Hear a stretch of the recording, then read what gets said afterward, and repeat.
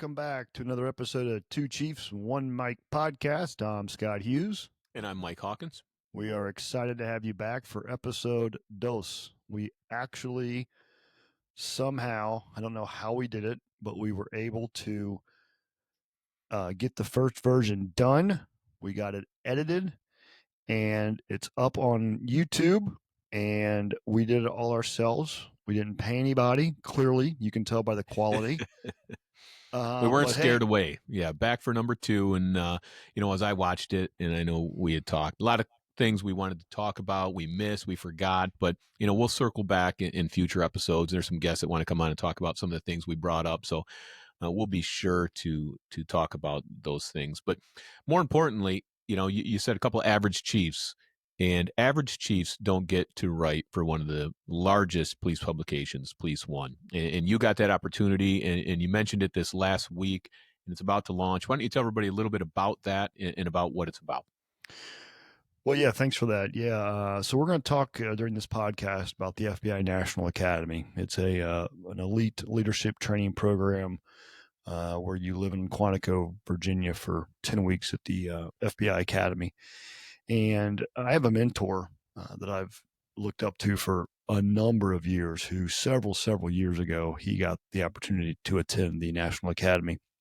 And when he went to the academy, I can recall him documenting his journey every week, and I really was intrigued by his journey, and I followed that, and I remember telling myself way back then, I said, if I ever get the chance to go to the National Academy, I am going to make sure that I document this, because this is a once in a lifetime opportunity, and I know that I appreciated what he did.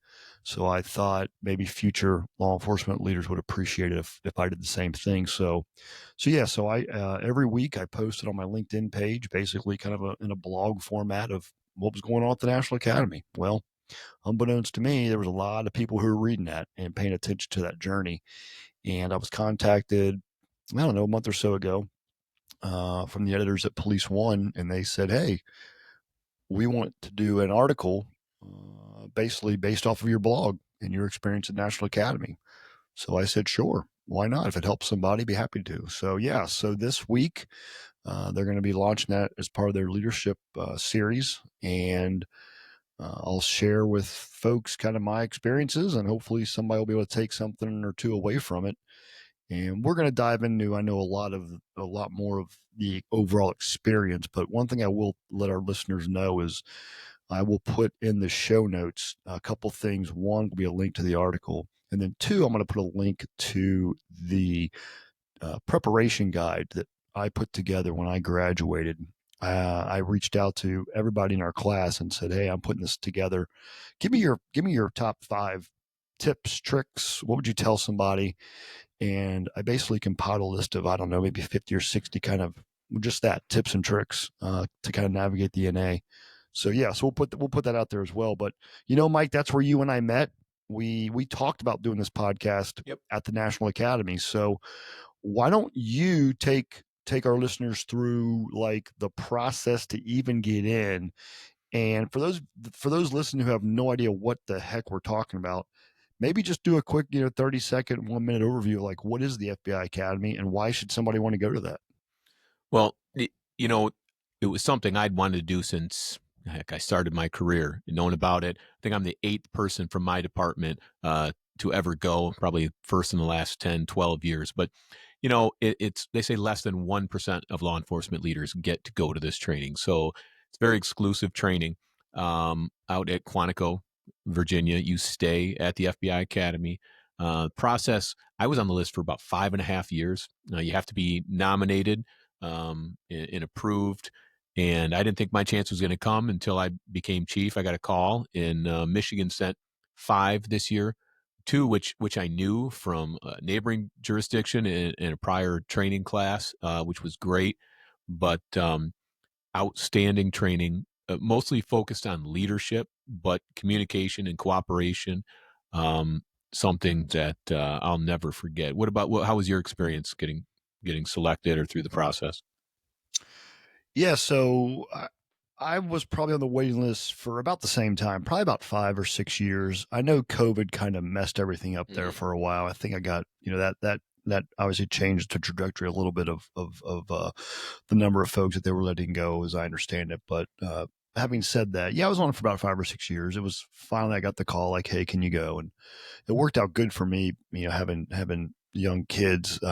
You and I both started, I think, like on July 5th or July 6th. I mean, it was hot as you know what down there, but it was cool from a timing perspective because my kids still being in school, you know, July and all of August, really they hadn't gone back yet. So I only missed a couple weeks of school because, as we just said, it's a 10-week program. So I think we graduated mid September. So it worked out great for me, but it was like I said, about a 5-year waiting list.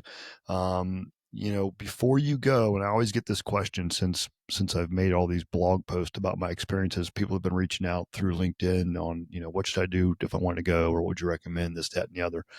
And you talked a lot about the academia side of the house with the master's level classes. And did you bring that up? Did you talk about the master level classes, or did I just lie about that?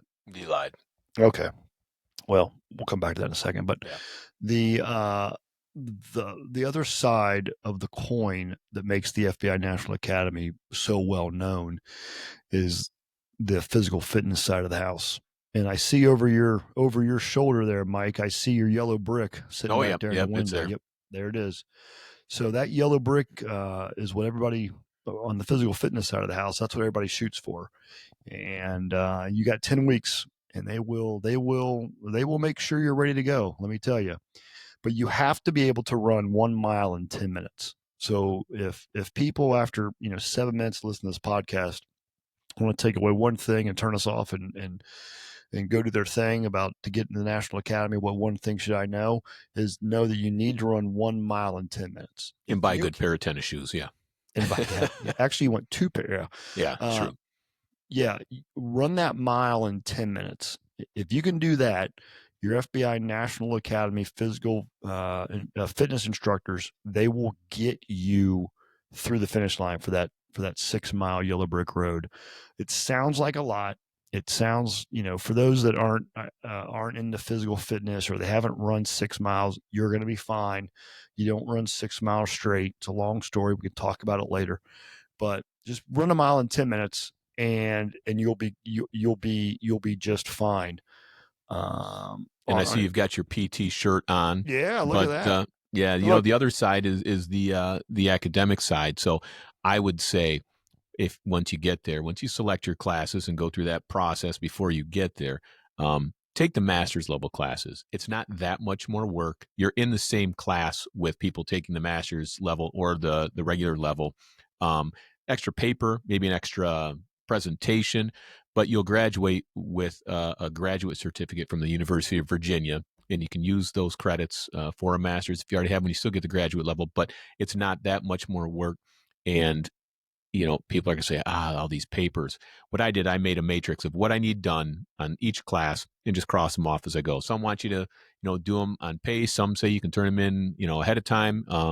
Just keep track, but it's not too much. It's not overwhelming. And that was a big fear by a lot of people, but it was very manageable.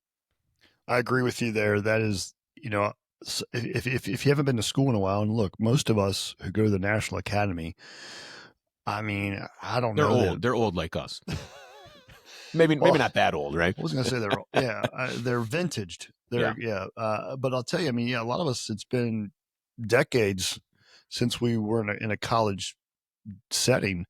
And if you haven't written a paper in a while, it can be intimidating. But I'm telling you, once you get there, it's fine. You're fine. These instructors are some of the best in the business, and they will ensure that you have everything you need to get by. But I will agree with you, Mike, and that is take the master levels courses. You want to get that graduate certificate in criminal justice administration from the University of Virginia, because that carries a lot of weight. So absolutely agree with you in that regard.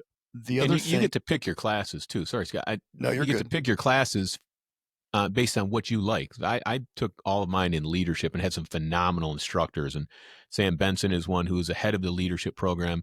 Phenomenal. If you haven't had him in some of the trainings, but other people. I think you took a lot of communication classes. I mean, there's so many different courses you can take. I wish there was more time to take more.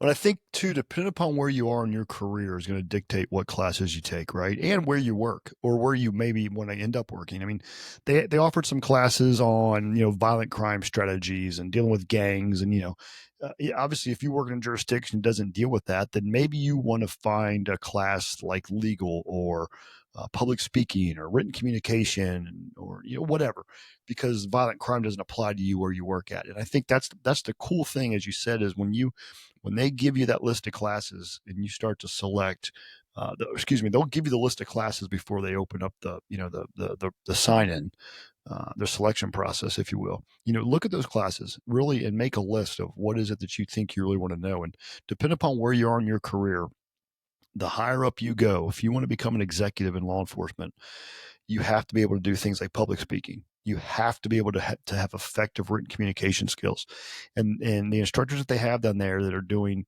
public speaking, effective communication, social media, press releases, talking on camera, they're some of the best in the business. And when you walk out of there, because I took those classes, I'm telling you this: when you walk out of there, you will feel more confident and ready to go back to your departments and apply the concepts that you were taught down there. So give some thought to the list of classes that you can sign up for, because that that's obviously it's a critical step. And Mike, you had this happen to you. And real quick, tell them, let's say you sign up for a class and you're like, oh man, I get down here and like, I wish I would have taken class B and I'm in A. What can you do if you get down there and you find yourself in the wrong class? Yeah. So first off, I'd say reach out to people who've been there. They'll tell you who to take, who not to take, what class to take, what are excellent, right? So I took a class that I thought was going to be something completely different than what it was. So the instructor said, if you're looking for this, this is not the class. Well, there's so many other opportunities. So the first day of classes, they have what they call speed dating. It's 30 minutes, I believe, of each class. So you go through, and if it's something you want to stay in, you just stay. If it's something you want to drop, you fill out a slip to drop, and then you can add another class somewhere in that's available at the same time. So I did that with my final block. And I'm glad I did. I think the other class would have been okay, but it wasn't what I was looking for. And I ended up taking a navigating internal leadership crisis instead of what I had, and it was outstanding. So you can always adjust your schedule once you get there, except your So PT block. You're stuck with that PT block, and I would suggest mornings. And we went 104 degrees. It's so much easier in the morning than it so is in the hot. It was afternoon. so hot. Oh, yeah, that's a great point. Is depending upon when you go. I told our viewers that I got to go and it worked great for my family, but that may not be everybody's case. And I think I said you and I reported in July 5th or July Yep, 6th. So it July was 5th. like Yeah. you said, 104 degrees outside. So getting that PT out of the way at 07:30 was awesome. So obviously there's 10 weeks of academic, 10 weeks of physical fitness, but it's not, sun up to sundown, you're just getting your butts kicked. There is lots of opportunities. And I think one of the things that makes the National Academy kind of what it is that you get to literally talk to people from all over the world. I think we had over 31 two, internationals. I was going to 31 say internationals. over Yeah. 2 dozen. Yeah. So nearly three. Yeah. We had nearly 3 dozen international students from Switzerland. I can't name them all. Switzerland, Kenya, Sierra Leone, Mexico, and Korea, Spain, Denmark. There's a couple just off the top of my head that yeah, that we had there. yeah, and it's what I felt was interesting about that was getting to know some of those folks was they're dealing with, in some regards, they're dealing with the same stuff from not necessarily from a like day-to-day policing side of the house, right? Because that's obviously a little different. But what I thought was interesting, Mike, was they're dealing with the same issues from a leadership perspective, right? Motivating employees, getting people to want to work, discipline, whatever, all across the board. Same stuff that we're dealing with here in the States. I felt it was kind of cool to talk to some of those guys and gals who were dealing with the exact same thing in other countries. So talk to us, Mike, about the the ability to network and the connections that you make. And I don't know about you, but I can say with confidence, well, hell, I tell you, you and I sitting here right now proves my point. I felt like I got just as much, I don't want to say more, I got just as much out of sitting on the patio, right? Or sitting at a picnic table or sitting in a chair in a hallway just talking with other people from the class.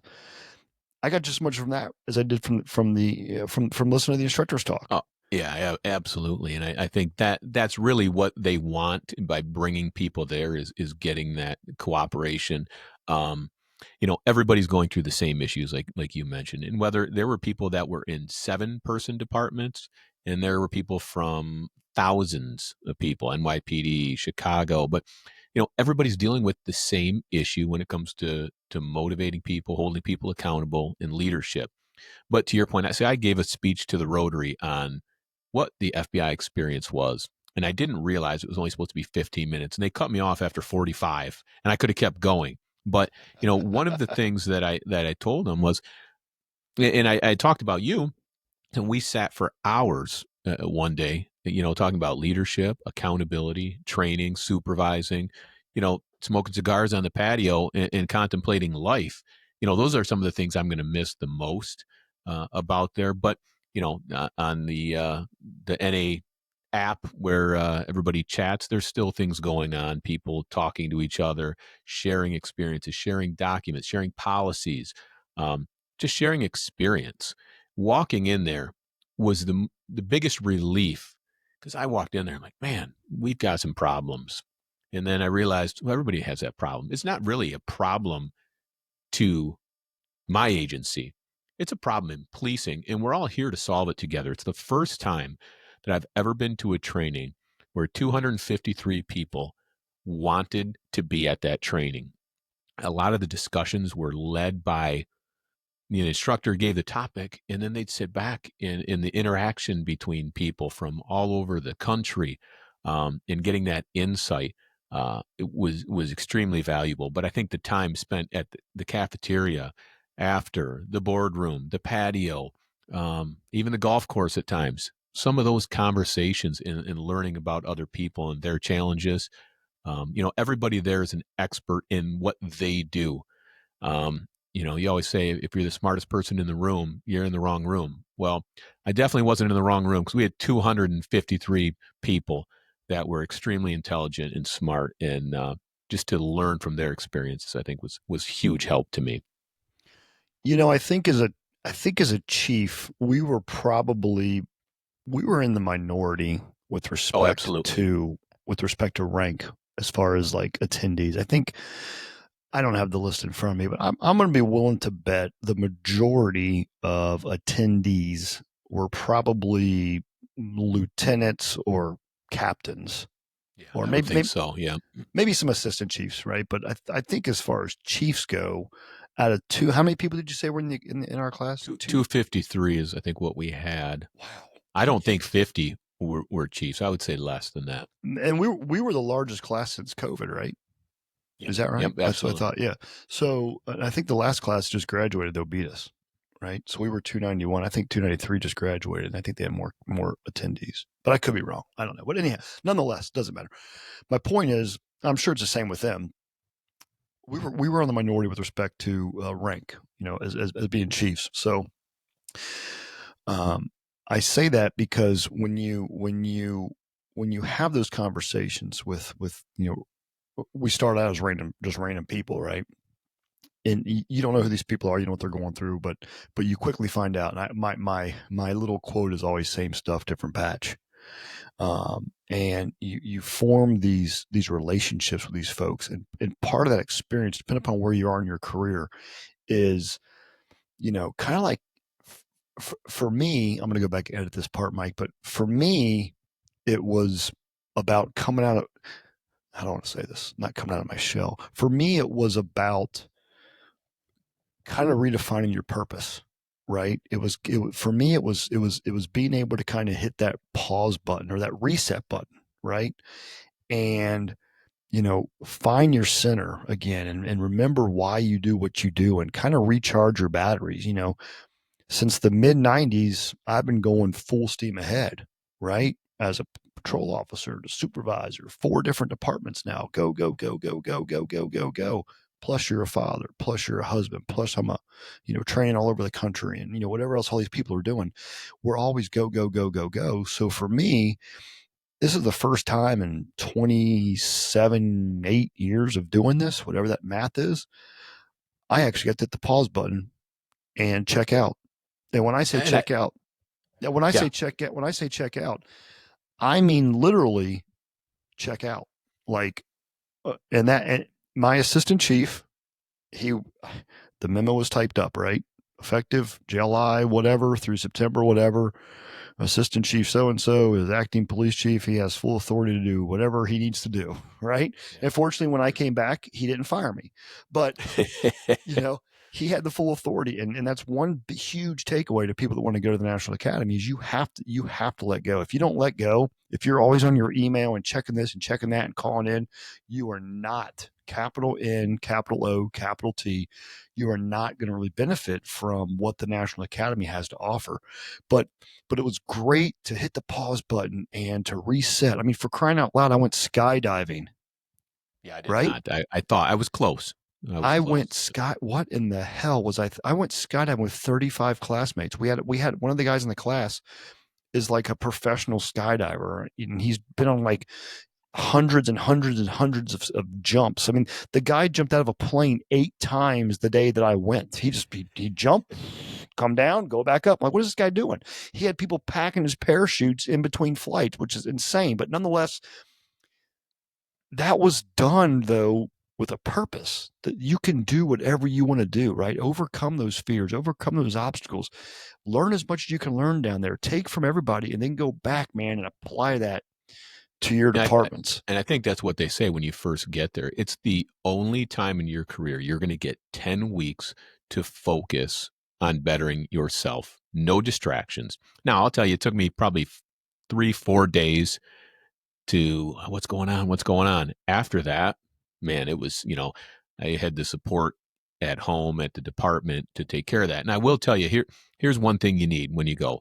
You have to have a solid foundation at home to do this. 10 weeks is a long time. Some people were able to go home a couple times, some people were not.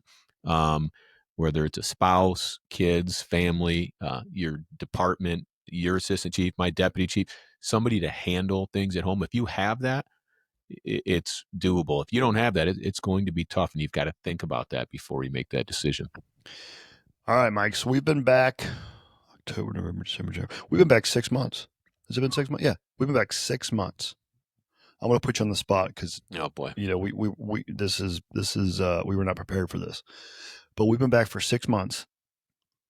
Give me one thing that you've changed or implemented or whatever the word is you want to use since you've been back from the National Academy that's positively impacted you or the agency. Um, so there's a handful of things that I made a note on. And one thing I did not want to do was come back and start making all kinds of changes. And somebody say, "Oh, look, he went to the FBI Academy and now he's coming back. He's changing everything." So I wanted to 100%. make sure that anything I did was slow, methodical, and a change. But a couple of simple ones, one that I'm working on and one that is already taking place is a female mentorship program. So what I did is we have a female sergeant here, and we have 4 females in our department, which is 35 sworn. We didn't have where we're located. We don't have I guess the resources or the ability to have a lot of females in supervisory roles. So what I did was with someone there at the academy, created a female mentorship program and connected them. So it's outside of me. They can bounce ideas back and forth, and they have families, spouses that are officers, kids. It's something I can give you advice here at the job, but I can't replace that experience that somebody else that was in a like situation could be. So I've connected our females with somebody to do a female leadership program, and and really we've been behind it in mental health. So we're working on 6-month mandatory check-ins, and I know we've talked about it before, and I think you had something like that, and and you took the lead being the first person to go, because if the chief goes first, everybody else follows suit. So that's something else that we're working on. I've already reached out to the person that we're going to have do it, and I've sent some people there just for some critical incident uh, follow ups.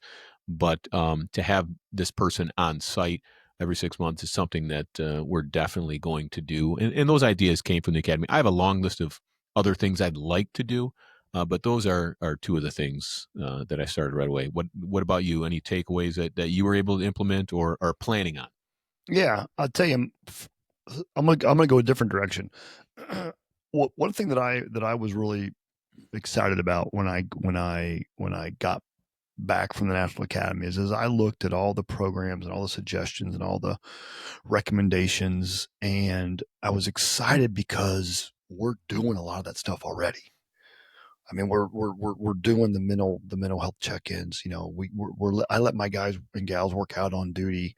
You know, they talked a lot about the benefit of letting your folks work out on duty and the direct correlation between physical health and mental health. And I have a physical therapist who comes on site once a week to like fix you and, adjust whatever needs adjusted. And, we got a really great work life balance. And, I was excited about that. For me, it was more about me as a leader.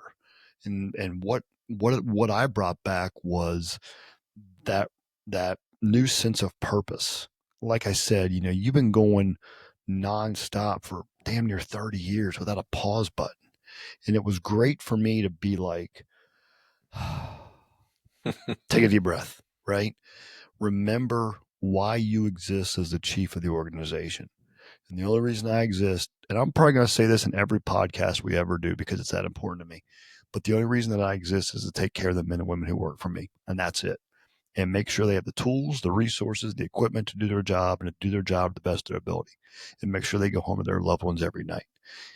That's it. It's the only reason I exist. So for me, it was a great reminder of that and to never lose sight of the fact that your people are people. They're humans. They're going to have good days. They're going to have bad days, but they need you and they need your support. And it was good for me to find my to just to realign myself, if you will, Find the on why, right? yeah, man. Like just remember, like this is why they put people like us in these positions. So yeah, So man. let me Yeah, ask you this. yeah.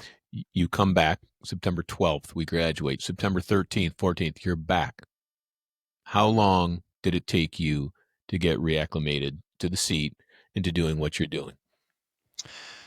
Not long, not No? long. No, no. I mean, for me, I stayed. I came home a few times. I checked in a couple times with everybody, but no, I think I kind of jumped back in, and it was, and I don't think it's a bad thing, right? Like I don't know. Like I think for me, it was like if let me say it like this: if if if I came back and things were running just as good or as better than when I left, then I think I've done my job. I think I've got the organization and the culture set up to where it needs to be. And that also proves a point, and that is this will be another episode. Proves the point that when you're not there, things are going to still keep on going. Somebody will be there, right? I tell people all the time that this position is just a position. Somebody else is going to have it after me and after that person and after that person. I'm just holding this seat right now. So I try to do the Yep. best I can Yep. for our people, for our agency, and for the community. But for me, I actually had about a week or two where I sat there and like, where do I dig in? Because to your point, going 100 miles an hour for 23 years, and you finally hit that pause and you reset. It was tough to start back up, right? And I don't think I started up the same, right? I'm a different person coming back. Maybe to your point, understanding the why. Why am I doing this? What do I need to accomplish? What do we need to fix? What do I see in all these other agencies that we don't have, that we need, our people need? So it it took me a week or two to really pull that cord and get started again and feel back in the saddle. But once that happened, yeah, great, and I hope in a better way. But it did take me a little bit. So as we wrap this episode up, the question is, and I think I already know the answer to this: would you recommend it? And I think the answer is absolutely. Oh, absolutely not. It was the best training I've ever been to, professionally and personally. I wholeheartedly agree. But here comes the, I hate to use the word but because it cancels out everything you just said. It's not for everybody, right? Yeah. Like what what frame of mind do you need to have? Because you and I both know, and we're not going to name any names, obviously, but when we first got down there in Quantico back in July, you could tell right away. You look over here, you look over here, and you're like, these people don't want to be here. And I think for the most part, most of them kind of bought in after a few weeks. I think they realized, oh, this is what it is.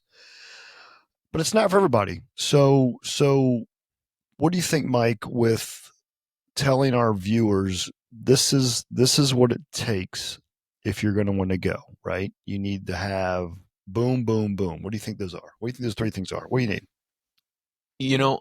I think you have to have commitment to the profession and to the purpose, right? There are some people, and I was fortunate. Most of my classes, and I said earlier, I think everybody wanted to be there. There probably were a few people here. Some of the larger agencies, it's just a rotation. It's my turn. It's my turn. It's my turn. It's my turn. But in smaller agencies, mid-sized agencies, these people wanted to be there. If you're on the fence of should I go, should I not go, it, to your point, you're going to find the why. Why am I doing this? Why am I in this profession? Why am I in this leadership role? What could be next for me? Many of these people were using this as a not a stepping stone, but the progression to be chief or commander or some higher leadership role in their organization. And I think this training in 10 weeks on focusing on how you can be a better leader, better communicator, and a better person will only help you in achieving that role when you become a chief or that next level that you're looking for. And I think it's important for folks to know too that the FBI really wants individuals who are planning on staying in the profession upon graduation, right? This isn't really the program for someone who's just looking to get out of doing 3 months of work, right? Or I'm gonna knock out the last 3 months of my retirement going here. There's It's not the old way of sending the guy you don't like to some out unit, right? So he's gone for a right, while. Yeah, it's not that. right, exactly. No, it's I tell you, it was by far, without a doubt, 100,000% the best experience of my professional career. I undoubtedly have made lifelong friendships. There is a special bond for those of us who have graduated. That yellow brick means a lot over your shoulder. Mine is in my office as well. I'm just not there right now. I'm in my home on a Sunday. Clearly, haven't shaved. I'm wearing a PT shirt, but nonetheless, um, there's a special bond with folks that graduate from the National Academy, and if you want to be a part of that, I would strongly, strongly, strongly encourage you to reach out to someone who's gone through. If you have any questions at all, Mike or I are both available. All of our contact information is up on the website. I'll put that preparation kind of tips and tricks, if you will, on the website and or in the show notes, excuse me. And I I would, want to make a point too yeah, go that ahead. we talked about the PT, about the classes, the papers. There are a lot of opportunities to have a good time as well. We didn't talk about riding through DC on bird scooters and the trip to Philly and the escorted trip to New Well, York why don't we and everything let's do else, that. right? Let's So let well Well, before we turn this thing before we shut this thing down, because we're coming up on 40 minutes. Before we turn this thing off, let's talk about real quick. In addition to the academia, addition to this to the physical fitness, there are a lot of kind of social events that occur because you're only required to be there Monday through Friday business hours, right? So after hours is your time, the weekends are your time. There are some sanctioned trips. The crew that comes down from NYPD, rock stars. They will give you a weekend like you've never seen in New York. You've got the crew from Philadelphia. You've got the crew from the DC kind of metro area because you're really close to DC, although it takes you 7 hours to get there some days. But nonetheless, you've got the federal government crew that's already there. Like that's a great point. Like, what do those weekends look like, and why, Mike, are those weekends so important for guys and gals that are there to take advantage of? Because you and I both know there were some people who didn't go out on the weekends on these trips. But tell them as we wrap this thing up, why are those trips so important? The experience is what you make it, right? And they call it the most expensive free training you're ever going to get. So there are opportunities to do all kinds of things. You know, there are people that didn't go to the Philly trip, the New York trip, the DC, to some of the other sanctioned things. There's a Discord group. Who's golfing this weekend?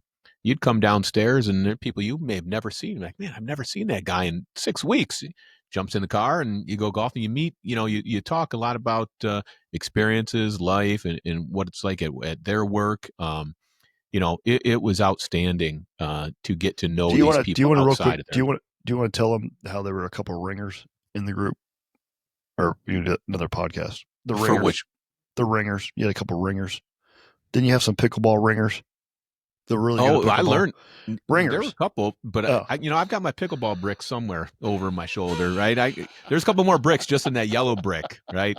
There's people that have the weightlifting brick, the cardio brick, I've got the cigar brick, the golf brick, the pickleball brick, and the yellow brick. So, you I guys were did it killing it in different. I pickleball. did it different than a few people, but I love it. enjoyed every second of it and met a lot of new people through those experiences. As a matter of fact, 2 weeks after we graduated, we had one of the graduates up from North Carolina, his wife, to a Michigan game. Big Michigan fan, got the tickets, had a great time. It's about those connections. We've got one of our guys from Michigan right now down in Alabama. With matter of fact, with your roommate Oh yeah, yeah. down there. So it's that constant connection in that Discord chat group will probably never end. Right, right. Well, listen, we can't promote the FBI National Academy enough. We only have so many minutes to try to get out, 10 weeks worth of stuff. So do your research, reach out if you need any questions answered. We're here for you. Uh, I think we started off with this, Mike, but this is our second episode. We've only launched kind of a soft release right now on YouTube, and we've already got a decent amount of followers for being a couple idiots with no real platform. So I'm happy about that.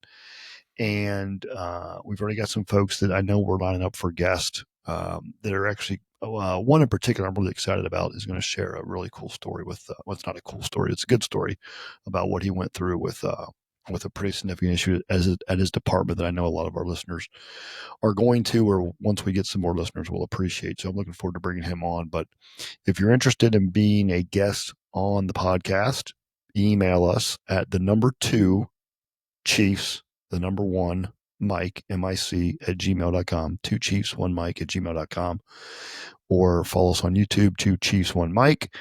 And with that, I will turn it over to Mike for his final comments as we wrap up episode number 2.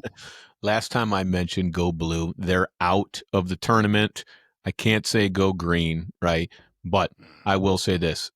If you get a chance to go to the FBI Academy, do it. It is something you'll never forget and you'll cherish every second of it. So thank you, and we'll see you next week. Take care. See you next time.